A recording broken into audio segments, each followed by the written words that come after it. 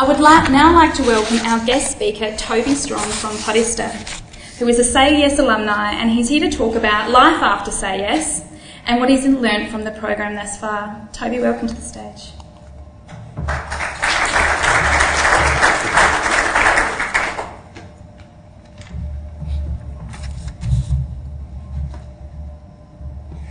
Thanks for having me. So, my name is Toby Strong and I'm the founder of PodPack, and we manufacture Nespresso compatible pods. I'm hoping everyone's familiar with George Clooney and Nespresso machines. So that's what we manufacture, and we have a flagship brand called PODiSTA, and it's the world's first multi-beverage range. So we do not only coffee, we do chocolate, we do iced coffee, we do a kids sugar-free range, and we're about to launch the world's first double shot pod this in September, actually, in Woolworths. So that'll be the world's first double shot pod, so we're very excited about that. We sell into Woolworths, Coles, Harvey Norman, and the Good Guys as well, so we've got pretty good coverage around Australia. And we export to about 7 countries at the moment, and that's our big focus at the moment. Seeing as we're in all the big retailers at the moment, we're trying to really focus on export, and it's growing very quickly. So we also have a secondary brand called Perfetto, and that's down the bottom there. It's sort of a bulk, second tier value brand, and we sell that through major online retailers, Catch and Kogan, Catch of the Day that is. And we also offer contract packing services as well. So the big roasters around Australia will send us their beans, we'll package it up for them, put it in their packaging, send it back to them, and then they'll on-sell it to the retailers. So at the moment we have 17 staff, and the last financial year we had 4.1 million in sales. So that was actually 150% growth on the previous financial year, which was about 1.6 million in sales. And now our only 2 full financial years in the business. So from an outsider's perspective, that's very rapid growth.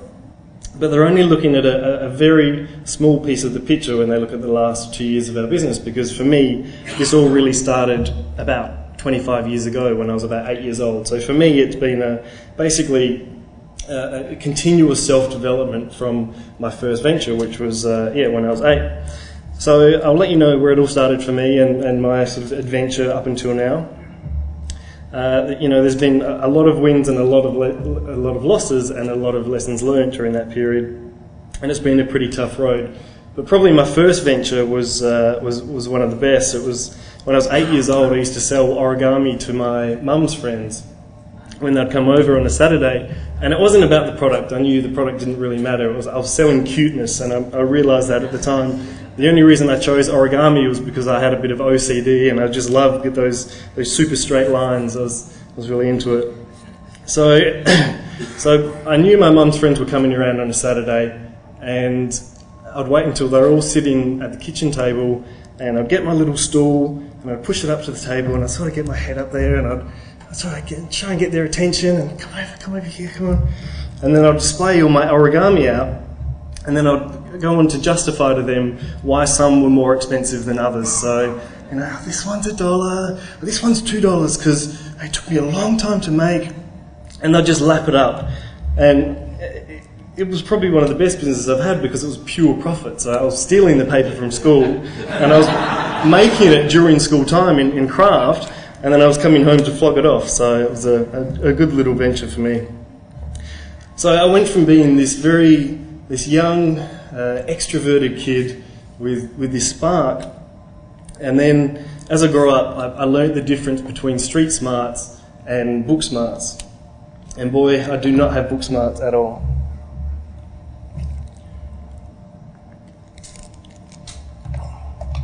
So as I went on to high school, and I had a lot of learning difficulties during high school. I was just completely disengaged. Just the format of the way they were teaching just didn't click with me at all. And around that same time, God blessed me with acne as well. So it was just really the perfect storm of shitness that time of my life. And I went from this extroverted little kid with a spark to this very introverted teenager, and that spark just disappeared, and it just completely destroyed my self-confidence. And I'm still working through that today. So high school for me wasn't a very pleasant time at all. But luckily I still had OCD working in my favour, so because of that I was quite good with money and budgeting and finance, and I was pretty organised.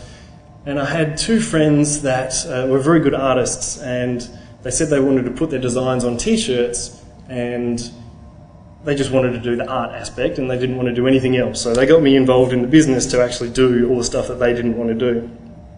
So that business ended up being called Materialism Clothing, and we ran that for about 5 years, and we ended up getting in about 80 stores around Australia. So, you know, for that age, we did all right. We all came from poor families, and we had no business background in our families at all. So we did pretty good considering. It was at that stage in my life that I came across SAYES, and the only way I can really describe it is just imagine yourself very isolated in a dark room, and then somebody comes and they turn on the light, and then 20 people walk through the door and they come to help you with your business. And that was really what it was like for me, and just having that network. You know, I was doing okay, and I was really just making it up as I was going at that stage, and to have people come in and support me and work on a business plan, it just made all the difference for me.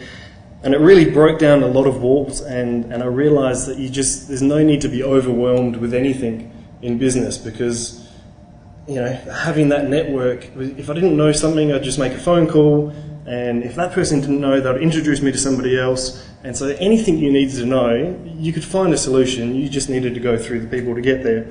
So it broke down a lot of walls for me, and a good example of that was I was in a meeting about 2 weeks ago with my team, and I said, I want to build virtual offices in Canada, in USA, in UK, in the Netherlands, and in China as well. And everybody just looked at me with this completely blank face. I'm like, how the hell are you going to do that? And I was like, well, I don't know how I'm going to do that, but I reckon within a couple of hours I'll have a solution. So I got on the phone and I called Ernst & Young and I called Austrade, and within a couple of hours I had a list of companies in all of those countries that could help us do what we needed to do. So that was probably the biggest takeaway for me, was just never get overwhelmed by anything. So after saying those inspirational words, I can let you know that that business failed, unfortunately. But it's okay to fail, you know, it happens. As long as you take those learnings from that business and you reapply it, and you realise that you're not a failure, just that business at that moment in time was a failure. Yeah, I think it's fine. Some of the most successful people in the world have had failed businesses, and it's the only way you learn, so it happens. So from that point on, I always knew that I wanted to get involved in another business. I just didn't know exactly what, and I wasn't willing to just dive into anything just to be in business again. So I actually waited about 7 years, and I had a few little side businesses, a few small things just to keep me entertained and for a bit of pocket money. But the big opportunity came in being the first person in Australia to launch espresso compatible pods, which has snowballed into what you see today. But for the sake of the graduates, I thought I would share some of my experiences, some of the more recent experiences, and hopefully they can help you as well. So some of the best advice I ever had was from Albert Ben Simon, and he said, don't be intimidated by others. Everybody takes out the trash one night a week. And what he means by that is that, you know, we're all human. You take away the business card, you take away the title, you take away all the bullshit, and we're just human. We're all human. And it really, when you go into a meeting, a person only has the power over you that you give them. And I really, it brought me so much power going into meetings with Coles and Woolworths, because in the very early days I used to sit out in the waiting room and my hands would be all sweaty, and I think I actually walked into one of these meetings like literally shaking. It was so terrifying. And after I had that advice, I used to sit in the meeting room and I just visualised this buyer that I was meeting with. Okay, so after this meeting, they're going to go to their car and they're going to get stuck in peak hour traffic, and they're going to call their husband and wife and they're going to explain why they're running late. And then they're going to get home and they're going to get in their trackies and they're going to take out the trash, and just really brought them down to a human level, and it made it so much more comfortable going into those meetings after I did that.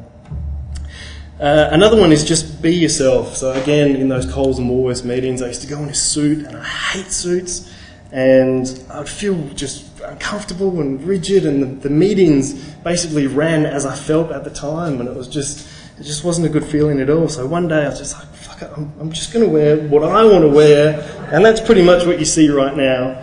And I was like, if they've got a problem with that, they can deal with it. You know, that's their problem. And from that day on, whenever I went into these meetings, it just flowed. It was so much more comfortable because I felt comfortable in myself. The meeting just went so much better. So just be yourself. Do things differently. So we've created the world's first multi-beverage range, and that chocolate is an absolute nightmare for us to make.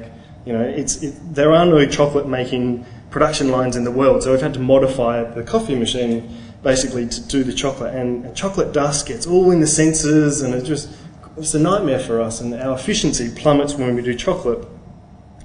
But the reason that we pursue that and we keep doing it is because we're the only people in the world that offer that product, so you know, it's very lucrative for us, and there's a very good barrier to entry for other people entering the market because it's so difficult to do. So do things differently.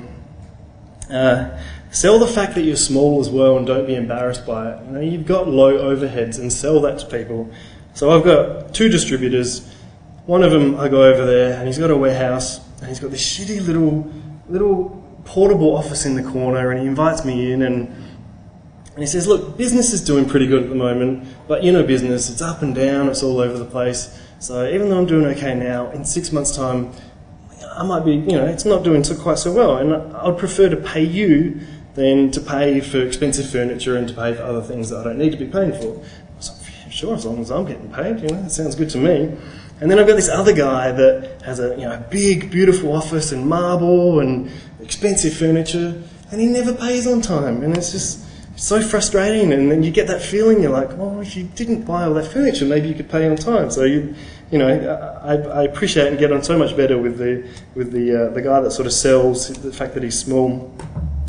Hire as well, so you need at least one staff member that you can just feel comfortable delegating anything to.